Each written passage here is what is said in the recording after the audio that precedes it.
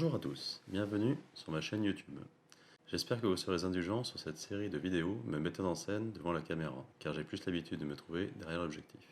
Cette vidéo sera la première d'une série de 4 vidéos détaillées, montrant un avis technique et mon ressenti sur le Mavic 2 Pro, que je comparerai avec mon drone DJI Mavic Pro 1 que j'ai maintenant depuis un an.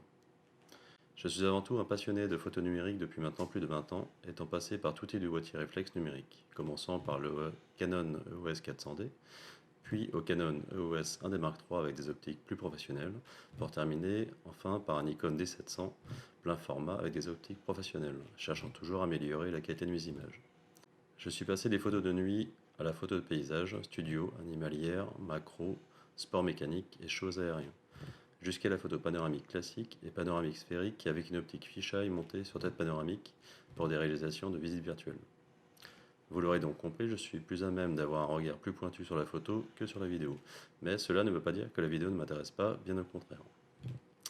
Pour le moment, je n'ai qu'une expérience limitée dans le monde de la vidéo, mais ce domaine m'intéresse beaucoup et j'apprends tous les jours à m'améliorer grâce au partage critique et vidéo de chacun. C'est d'ailleurs mon drone DJI Mavic Pro 1 que j'avais acheté à la base pour compléter mon matériel photo pour des vues aériennes qui m'a fait passer au côté vidéo par la qualité photo et vidéo de sa caméra malgré son petit capteur. Ma présentation étant faite, je vais pouvoir enfin m'attaquer au sujet principal de cette vidéo. Tout d'abord, je tenais à remercier Hubert L pour cette superbe rencontre et sa confiance pour avoir accepté que je teste son drone DJI Mavic 2 Pro. Nous avons eu la chance énorme d'avoir un temps superbe le jour de cette rencontre et j'ai pu vraiment tester le DJI Mavic 2 Pro en toute sérénité et avoir un rendu intéressant pour comparer vraiment ces deux générations de drones DJI. C'est parti pour la prise en main de ce drone.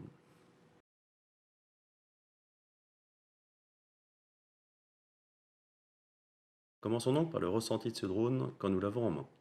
Le DJI Mavic Pro 2 donnait une impression de robustesse avec une finition très qualitative qui, avec l'apparition de tous ses capteurs sur 360 degrés et d'une gimbal qui paraît bien plus robuste que celle du Mavic Pro 1, donne confiance aux futurs acheteurs.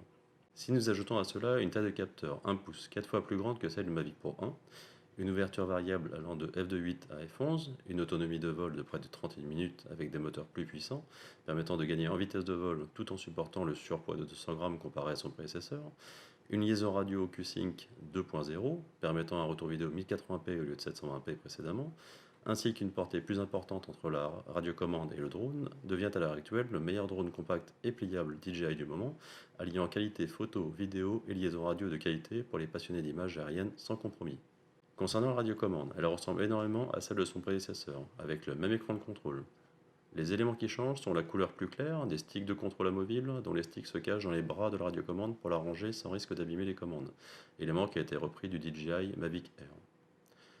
Autre point qui a changé sur la radiocommande est un commutateur latéral donnant accès à 3 modes de vol, normal, sport ou tripode, sans avoir besoin d'aller changer ces modes dans les menus du DJI Go 4, ce qui est très pratique. Dernier point de changement de cette radiocommande est la molette de droite qui a changé de fonction, passant d'un contrôle de vitesse de shutter avec une roulette continue au contrôle de l'ouverture avec une roulette séquentielle.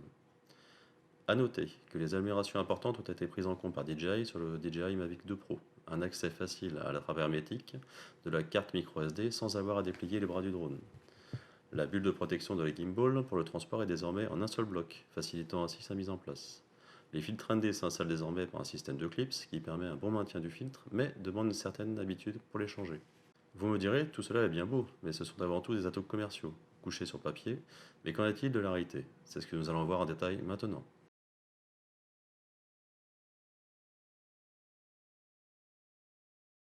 Je tiens à préciser que les conditions météo de cet après-midi de test début novembre entre 14h et 17h étaient idéales avec un beau ciel bleu, quelques neiges éparses et un soleil bas d'automne. Les températures étaient de 14 degrés, un léger vent sud de 18 km/h et des rafales pouvant atteindre 34 km/h. Commençons donc par ma première impression au décollage du drone, agréablement surpris par le silence de vol stationnaire comparativement à mon DJI Mavic Pro 1, qui n'a absolument rien à voir avec mes hélices d'origine. Ceci est une agréable surprise, car je ne pensais pas que cette amélioration sonore aurait été aussi significative.